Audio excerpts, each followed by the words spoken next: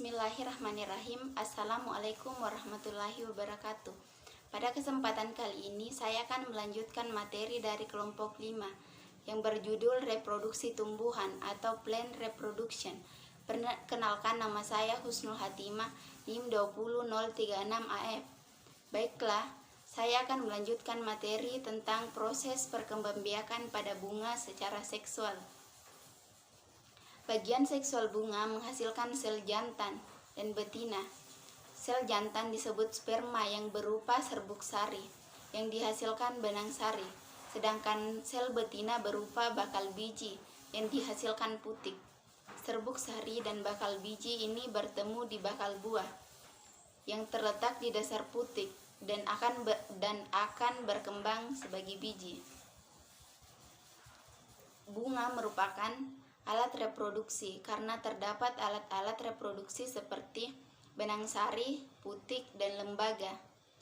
Bunga dibentuk dari meristem ujung khusus yang berkembang dari ujung pucuk vegetatif setelah dirangsang oleh faktor internal atau hormon dan faktor eksternal atau musim, iklim, dan makanan.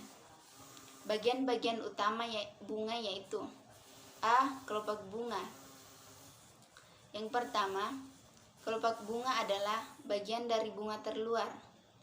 Yang kedua, letaknya paling rendah dan kedudukannya pada dasar bunga. Yang ketiga, kelopak bunga berwarna hijau.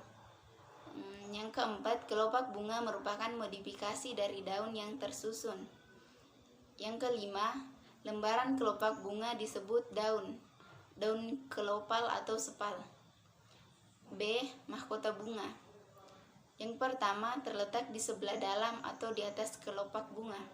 Yang kedua, lembaran mahkota disebut daun mahkota atau pental.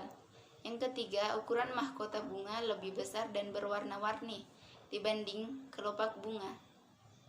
Yang keempat, mahkota bunga disebut perhiasan bunga. Yang kelima, bunga ada yang berdaun kelopak atau asepalus dan tidak berkelopak atau apetalus atau tidak memiliki perhiasan. Bunga. Yang keenam, bunga ada yang memiliki mahkota dan kelopaknya tidak dapat dibedakan baik bentuk maupun warnanya, seperti tenda bunga. Contohnya bunga sungsang. Yang ketujuh, lembaran daun pada tenda bunga disebut tepalus. C. Benang sari. Yang pertama, benang sari terletak di tengah mahkota. Yang kedua, bagian-bagian benang sari terdiri dari tangkai atau filamen, kepala sari, dan serbuk sari atau polen. Yang ketiga, benang sari adalah penghasil serbuk sari yang merupakan gamet jantan pada tumbuhan. Itulah materi yang sempat saya sampaikan. Terima kasih.